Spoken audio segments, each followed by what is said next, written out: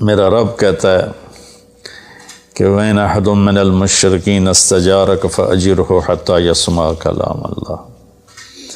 اگر کوئی آ کر مشرک آپ سے پناہ چاہتا ہے تو اس کو آپ پناہ دیں، تو تجھے پناہ ہے، کچھ نہیں، بول بیٹھ۔ تو کہنے لگا میرے کچھ سوال ہیں۔ آپ نے کہا کیا؟ پھر کہنے لگا مجھے امن تو ہے نا، مجھے کہیں گے تو کچھ نہیں۔ آپ نے کہا نہیں، کچھ نہیں کہتا۔ آپ کا رب کہتا ہے جو شرک کرے، قتل کرے، زنا کرے، وہ جہنم میں جائے گا، جو میں نے ابھی آیت پڑھی۔ تو میں نے تو یہ سارے کیے ہوئے ہیں، تو کیا میرے لیے گنجائش ہے؟ آپ نے کہا اللہ کہہ رہا الا من تاب وآمن وعمل عملا صالحا فاولئک یبدل اللہ سیئاتہم حسنات وکان اللہ غفور الرحیم، کہ اللہ تعالیٰ فرما رہا ہے جو توبہ کر لے، جو ایمان لے آئے، جو اچھا عمل کرے تو اللہ معاف کر دے گا۔ وہ کہنے لگا ایمان بھی لاؤں، توبہ بھی کروں، اچھا عمل بھی کروں، یہ تو بڑی سخت شرطیں ہیں، کوئی اور آسان اس سے راستہ ہے؟ تو آپ نے کہا ہاں، اللہ تعالیٰ کہتا ہے کہ ان اللہ لا یغفر ان یشرک بہ ویغفر ما دون ذلک لمن یشاء، میں شرک معاف نہیں کروں گا، باقی جس کو چاہوں معاف کر دوں۔ تو اس پر کہنے لگا وحشی آپ مجھے قتل تو نہیں کریں گے نا، مجھے امن تو ہے نا؟ آپ نے کہا ہاں ہے۔ کہا اچھا اگر وہ یہ کہتا ہے کہ میں شرک معاف نہیں کروں گا، باقی جس سے چاہوں معاف کروں، اگر مجھے معاف نہ کیا تو مجھے کلمہ پڑھنے کا کیا فائدہ؟ تو پھر آپ نے تیسری آیت اس کے سامنے پیش کی، کیا میرے نبی کا ظرف ہے چچا کے قاتل سے کیسی بات کر رہے ہیں؟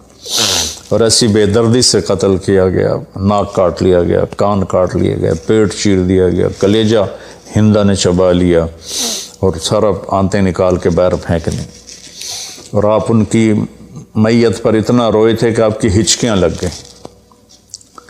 تو اللہ نے جبریل کو بھیجا کہ جاؤ میرے محبوب سے کہو کہ آپ روئیں نہیں، ہم نے حمزہ کو عرشوں پہ لکھ دیا ہے، حمزہ تو اسد اللہ و اسد رسول ہی، حمزہ اللہ اور اس کے رسول کے شیر ہیں، ہم نے عرش پہ لکھوا دیا ہے۔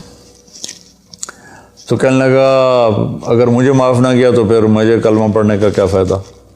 تو پھر آپ نے تیسری آیت اس کے سامنے پیش کی، یا عبادی الذین اسرفوا علی انفسہم لا تقنطوا من رحمت اللہ ان اللہ یغفر الذنوب جميعا انہ هو الغفور الرحیم۔ اے میرے نافرمان بندو، کتنا پیار سے بلایا نافرمانوں کو، اور میرے کہا، میرے اب آدمی سگی اولاد کو کہتا تو میرے چو نہیں جمع ہے جب وہ نافرمان ہو جائے، تو وہ اللہ تعالیٰ کافروں سے کہہ رہا ہے، نافرمانوں سے کہہ رہا ہے اے میرے نافرمان بندو جنہوں نے اپنے اوپر ظلم کیا، تم گھبراؤ نہیں، تم توبہ کرو، میں سارے معاف کر دوں گا۔ کہنے لگا ہاں اے گل ٹھیک۔ پھر اس نے کلمہ پڑھا تو اللہ کے نبی نے پھر فرمایا اچھا یہ تو بتا یار، میرا چچا تو شیر تھا، تو نے کیسے قتل کر دیا؟ پھر اس نے ساری کہانی سنائی کہ مجھے مطعم بن عدی نے کہا تھا، ان کا غلام تھے یہ، کہ تو محمد کو یا علی کو یا حمزہ کو علیہم الصلاۃ والسلام کسی ایک کو قتل کر دے تجھے آزاد کر دوں گا۔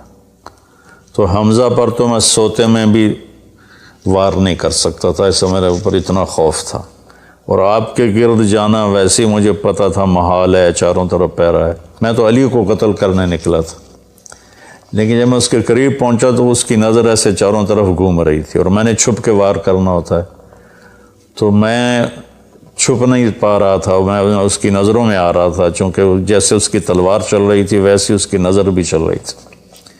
تو پھر اس کو چھوڑ کے میں حمزہ کی طرف گیا تو وہ اندھا دھند، دونوں ہاتھوں میں تلوار تھی، وہ دائیں بائیں نہیں دیکھ رہے تھے، بس آگے جو آ رہا تھا گاجر مولی کی طرح کاٹ رہے تھے۔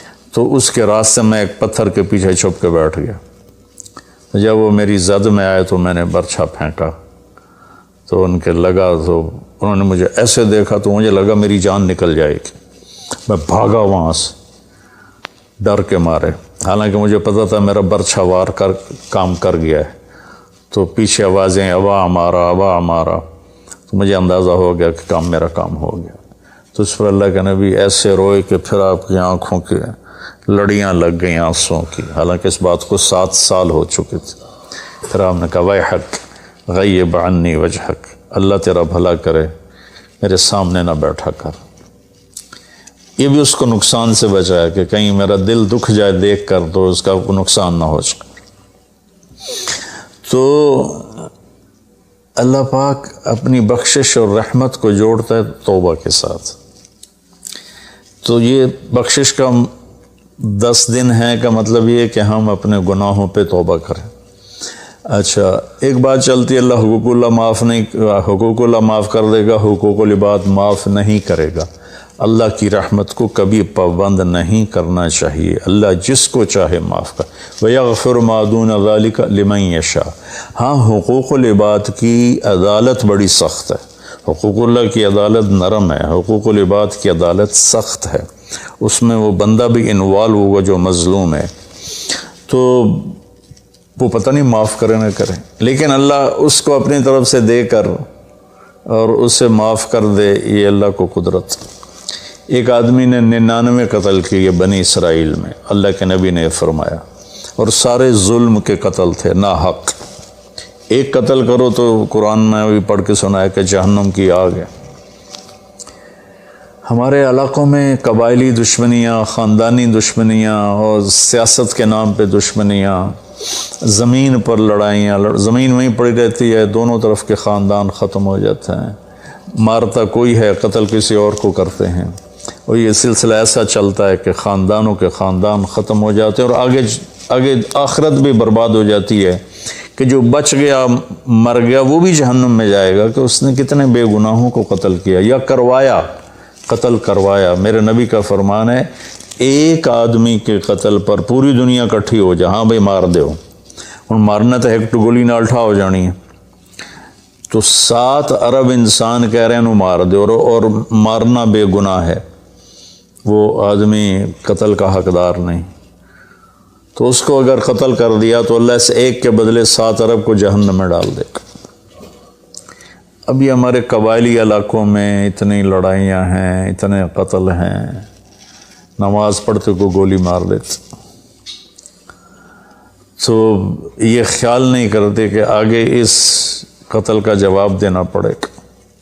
تو بھائیو، اپنے ماحول میں صلح کراؤ لوگوں کہ ہمارا عدالتی نظام بہت کمزور ہے، بلکہ ناقابل عمل ہے، یہ مظلوم کا ساتھی نہیں ہے، یہ ظالم کا ساتھی ہے۔ 150 پونے 200 سال پرانا انگریز کا قانون ابھی تک چل رہا ہے، اس سے خاک انصاف ملے گا کسی کو۔